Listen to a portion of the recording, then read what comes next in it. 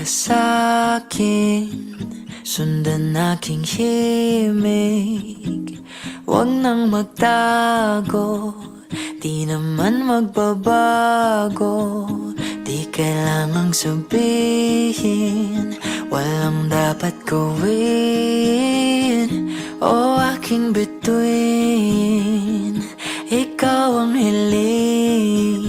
Huwag mong pigilan, hayaan mong kusa. Humawak ka sa'kin, sundin ang damdamin. O sumama ka sa'kin, at tayo ay sasayaw sa kulog at ulan.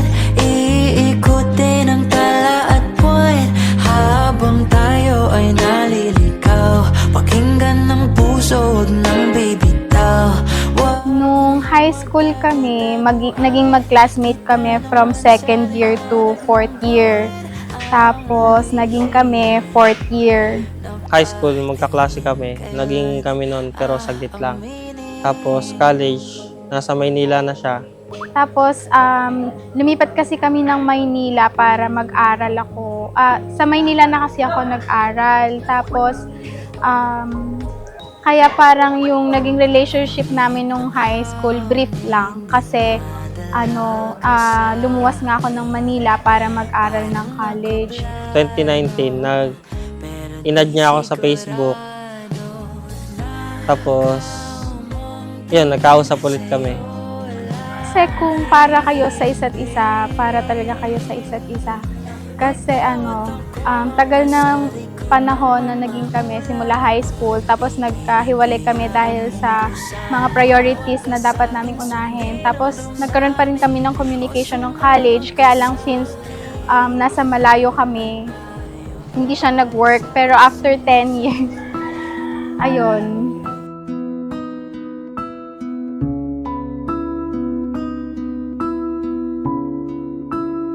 Kung paano inibig ako ng Ama, gayon din naman inibig ko kayo. Manatili kayo sa aking pag-ibig. Kung tinutupad ninyo ang aking mga utos, manatili kayo sa aking pag-ibig. Tulad ko, tinutupad ko ang mga utos ng aking Ama at ako'y nananatili sa kanyang pag-ibig. Ace June, I am thankful to God and to your parents for the gift of you. Ikaw ang isa sa pinakamagandang blessing ko. You have been kind, loving, caring, and considerate. Ani, maraming salamat sa pagdating mo sa buhay ko. Maraming salamat din kasi di lang ako, pati pamilya ko, minahal mo. You have been my best friend, protective and honest. Sa piling mo, natutunan kong mas maging matatag at mas maging mapagpasalamat. You make life lighter even in its hardest days. I promise to nurture our love and to keep our bond strong.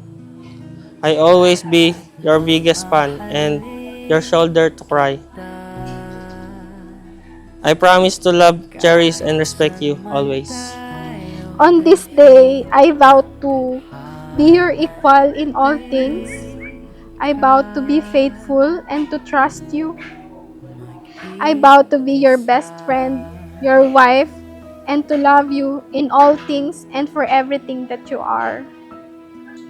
I trust God that He will continue to bless our love every step of the way. I love you.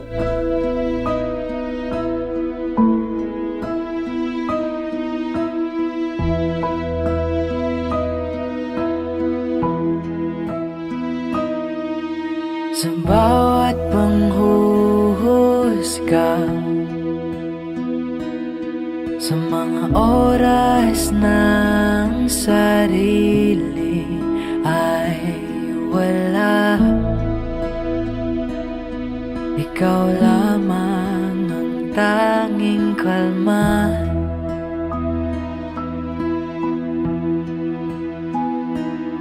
Sa paglubog ng Your wedding day is just ito yung tinatawag na start pa lang ng yung panibagong buhay. So once na if you're married, hindi ito yung parang sa pelikula is parang Cinderella lang tayo na, uy, at na-achieve na natin, tayo nagkatuluyan. Hindi. So once na after nakasalin nyo, nagkakaroon kayo ng bagong buhay, the new pages of your life. Kahit saan man tayo dalhin ng tadhana'y di ka mag-iisa at tatanggapin kita kahit ano pang sabihin nila, hindi ka mag-iisa.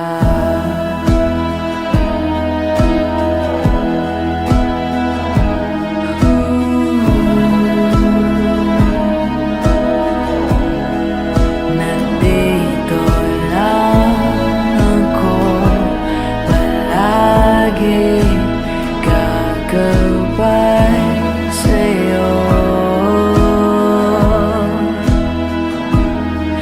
at mamahalin kita. Ano man ang mangyari sa ating dalawa, ika'y hindi na